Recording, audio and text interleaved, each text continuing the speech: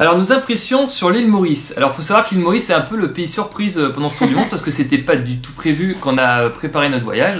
Mais il faut dire que mes parents ont décidé d'aller passer quelques vacances là-bas, donc nous on s'est dit bah pourquoi pas aller les retrouver. Donc à la base on s'attendait à un pays où il y avait juste des plages et rien d'autre, aucun charme quoi que ce soit. En tout cas c'était l'image qu'on en avait et c'était faux parce que c'était vraiment un petit pays, une petite île fort sympathique avec pas mal de choses à voir et on va vous expliquer tout ce qu'on a vu et tout ce qu'on a fait.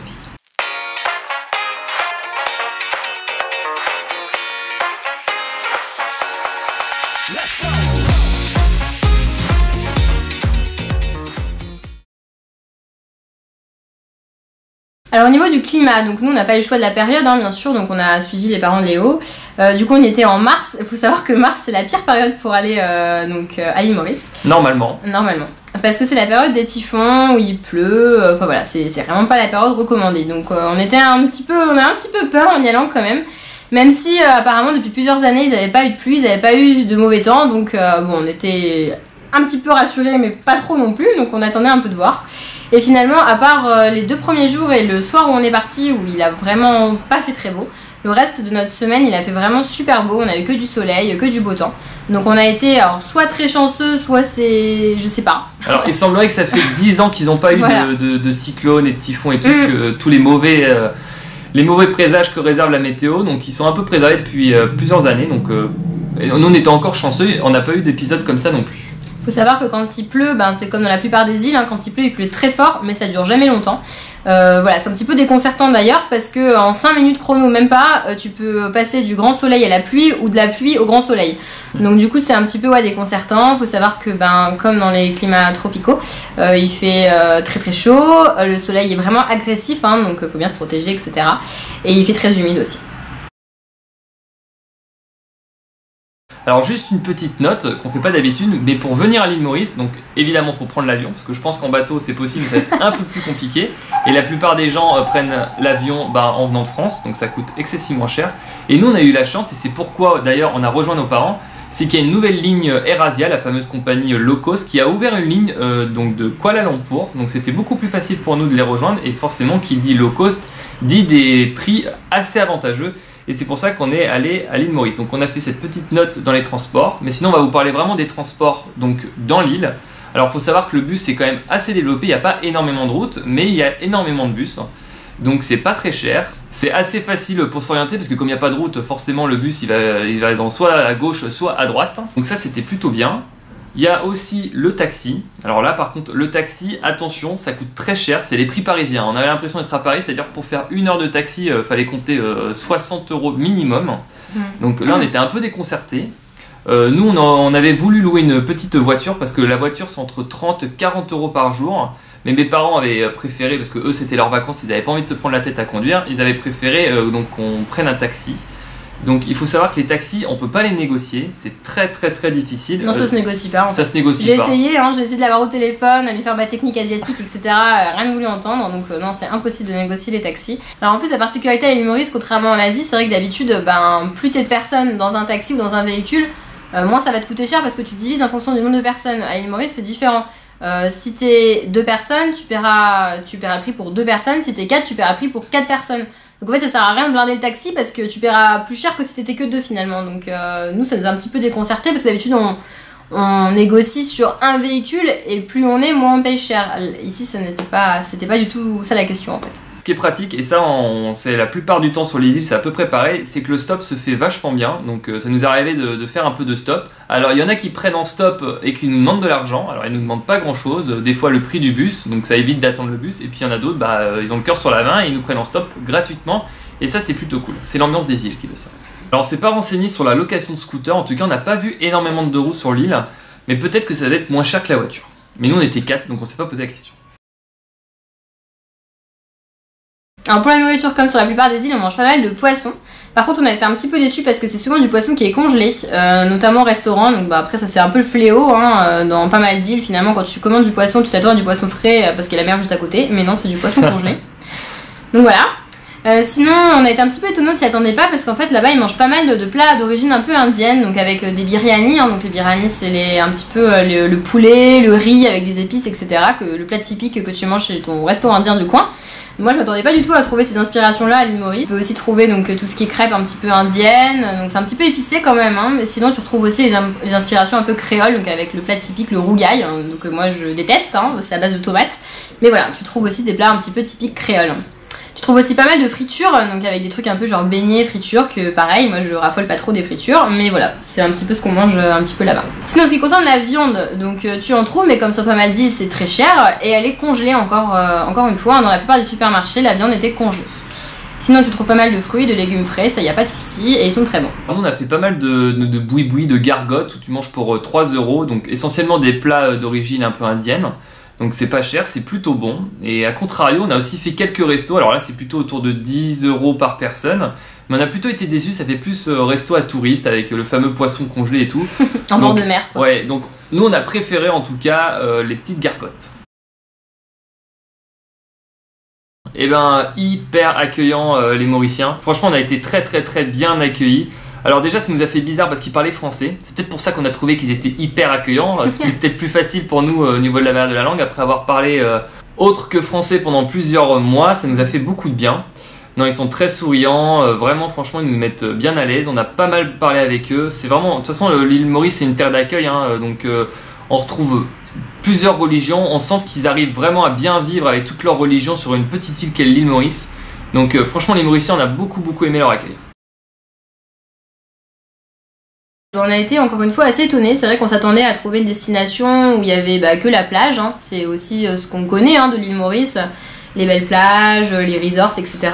Donc on s'attendait un peu à ce qu'en effet, comme on l'a dit en intro, hein, qu'il n'y ait pas grand chose forcément à faire sur l'île autre que la farniente et bronzer sur la plage. Et finalement on a été plutôt agréablement surpris parce que y a vraiment de très beaux panoramas. Dès que tu prends un petit peu de hauteur sur l'île, eh bien il y a vraiment de beaux points de vue.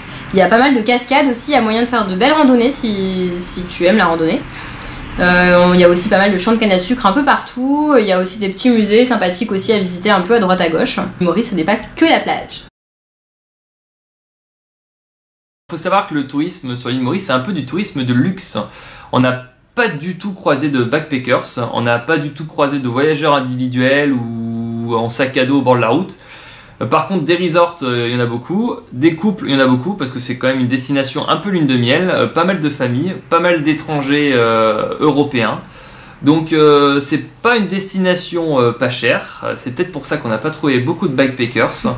Mais en tout cas, ça reste quand même assez touristique, notamment sur les plages. On a pas mal d'hôtels un petit peu de luxe. C'est pas forcément les énormes resorts énormes comme on se l'imagine, mais en tout cas, oui, des hôtels un petit peu luxueux. Donc, qui veut dire tourisme de luxe, dit forcément prix un peu exorbitant, notamment pour nous en tant que backpackers, c'est-à-dire qu'ils s'enflamment un peu sur les prix. Alors, des fois, on comprend pas trop pourquoi.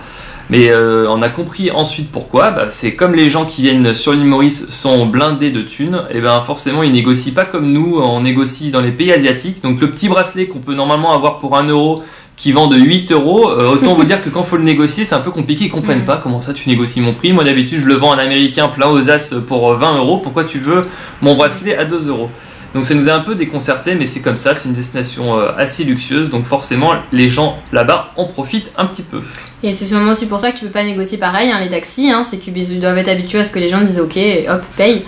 Donc voilà, c'est toujours le problème, c'est la négociation. Alors ça n'a rien à voir avec l'île Maurice, mais il y a beaucoup de gens qui condamnent un petit peu les backpackers qui négocient, etc. Limite 1, 2, 3 €. Mais en fait, la finalité de la négociation, c'est pour éviter que les prix s'enflamment, justement. C'est pas juste parce que t'es radin et parce que tu veux gagner de l'argent. C'est que si plus personne ne négocie les prix, ça devient juste le bordel, ça devient n'importe quoi. Et tu te retrouves à payer quelque chose qui vaut 10 fois son prix d'origine. Donc la négociation, c'est aussi juste fait pour que justement les prix ne s'enflamment pas trop. Et continuer à donner à la chose sa juste valeur. Pour pas justement qu'on vienne à l'île Maurice où on veut te vendre un pantalon à 40 € alors que c'est un tissu asiatique, quoi. Enfin voilà, c'est juste l'intérêt de la négociation. C'est aussi important au-delà de pour toi ton porte-monnaie, quoi. Alors nous on n'a pas testé les hôtels, on n'a pas testé les campings, on sait même pas s'il y en a. Nous on a loué avec mes parents une maison, donc une maison c'est vraiment rentable là-bas parce que, c'est rentable, en tout cas c'est beaucoup moins cher que les hôtels. On s'en a retrouvé pour 30 € par jour et par personne de logement sur une île où il n'y a que des hôtels resorts de luxe. C'était quand même vachement bien, une super maison avec le sauna et tout ce qu'on veut. En plus, on est autonome, indépendant. Donc vraiment, c'est une super solution. En tout cas, si on veut y aller pour pas trop cher sur l'île Maurice, c'est de louer un logement. Donc au niveau du budget, bon, vous l'aurez compris, hein, c'est une destination assez chère. Hein. Il n'y a pas de backpacker comme on vous l'a dit, déjà parce que c'est une destination luxe, mais aussi parce qu'on se demande qu'est-ce que ferait le backpacker aussi là, parce que finalement c'est quand même c'est assez en retrait hein, du schéma classique du tour du mondiste, donc c'est aussi pour ça qu'il n'y en a pas. Hein. Donc il faut prévoir un petit budget quand même pour aller sur l'île Maurice. Alors au niveau de la sécurité, aucun souci, hein, petite île, aucun problème de sécurité, je sais pas pourquoi, mais on s'est senti hyper en confiance à l'île Maurice. Franchement, je pense qu'il n'y a aucun souci, je sais même pas s'il y a de la délinquance là-bas, ou alors peut-être un petit peu, mais de tous les pays qu'on a fait depuis le début, c'est peut-être à mon avis celui où on s'est trouvé le plus en sécurité. Et les femmes, en tout cas, pour s'être un petit peu renseigné là-dessus, c'est vrai que les femmes disent ne jamais avoir eu de soucis à l'île Maurice, donc si on est une voyageuse toute seule, apparemment ce serait une destination plutôt safe aussi. Et le petit fait marquant. Ah oui, les voitures nous laissent passer, c'est ça? Ah oui, moi ça m'a choqué. Hein. Alors surtout après l'Asie et notamment le Vietnam, comme Hanoï ou Ho Chi Minh, où tu te fais limite écraser alors que t'es là où tu es censé être. Là par contre ils s'arrêtent, ils te laissent passer, donc ouais c'était assez agréable et ça nous a pas mal nous dérouté, hein, mais bon après c'est parce qu'on avait pas mal de mois de voyage derrière nous. Qu'est-ce qu'on a aimé à l'île Maurice? On a beaucoup aimé les paysages, on s'attendait à voir que des plages et finalement on a retrouvé un petit peu de relief avec des beaux champs de canne à sucre, pas mal de cascades, donc on a été agréablement surpris. On s'attendait qu'à des plages et finalement il n'y a pas que ça. On a beaucoup aimé, comme on l'a dit, l'accueil des Mauriciens, on a été agréablement surpris, hein. C'est vrai qu'on parle peu finalement de l'île Maurice et des Mauriciens, hein. En tout cas nous on l'a vraiment ressenti en arrivant à l'île Maurice. On a beaucoup aimé l'île aux Cerfs, une excursion qu'on a fait donc sur une petite île à l'est de l'île Maurice. Alors on a trouvé cette plage complètement paradisiaque, un petit peu touristique mais vraiment magnifique. On a beaucoup aussi aimé Chamarel, donc Chamarel c'est des dégradés de couleurs. On a beaucoup aimé aussi le jardin des pamplemousses. Donc à l'intérieur, c'est un jardin botanique, hein, donc il y a énormément de plantes différentes, de fleurs différentes. On se souviendra de ces énormes palmiers, de ces lacs avec les nénuphars. Voilà. Énorme aussi. Ouais, c'était très sympathique. Et ce qu'on a beaucoup aimé, déjà c'était retrouver mes parents, mais surtout parler français. Ça faisait vraiment du bien de retrouver sa langue maternelle dans un pays étranger. Et on a moins aimé que c'était un petit peu cher sur certains trucs et que c'était très, voire pas du tout possible de négocier. Donc pour nous en tant que backpacker, c'était un peu dur. Ce qu'on a un petit peu moins aimé, on dirait pas qu'on l'a moins aimé, mais on a été un petit peu déçus sur les plages. En fait, après c'est notre idée hein, un petit peu, c'est vrai que l'île Maurice, on l'a dit, c'est un peu comme les Seychelles ou la Polynésie, ça fait partie des destinations lune de miel. Et du coup, on s'était un petit peu imaginé des plages paradisiaques, de sable blanc, l'eau turquoise, etc. Et à part l'île aux Cerfs, on a été un petit peu déçus des plages, on les a trouvées pas si paradisiaques que ça. Voilà, c'était un petit peu l'idée qu'on en avait et finalement les plages n'ont pas rempli tous nos critères de plages paradisiaques. Faut savoir que Marine met la barre très haut, hein. Vu qu'on va aller en Polynésie, qu'elle avait beaucoup de photos sur la Polynésie française, elle a l'impression que dès qu'on parle d'île paradisiaque, tout est comme la Polynésie. Donc on sait pas comment sera la Polynésie française, mais en tout cas c'est vrai qu'on a été un petit peu déçus sur les plages, mais elle reste quand même très jolie. Et au niveau des regrets, on n'en a pas vraiment, parce que c'est vrai que l'île Maurice c'est une petite île, donc on peut vite en faire le tour, hein. C'est vrai qu'on a eu qu'une semaine, ça peut sembler très court, mais nous on a eu l'impression qu'on avait fait la majeure partie de ce qu'on avait envie d'y faire. On aurait peut-être aimé juste, c'est un petit peu notre côté sportif, on aime bien faire un peu de randonnée, c'est un peu notre kiff quoi. Donc on aurait bien aimé avoir le temps de faire une belle randonnée, on va dire, pour prendre vraiment de la hauteur sur l'île, et on pense que on aurait eu un point de vue assez sympathique. Et l'autre petit regret, c'est de ne pas avoir eu assez de temps avec mes parents et que mon frère ne soit pas venu.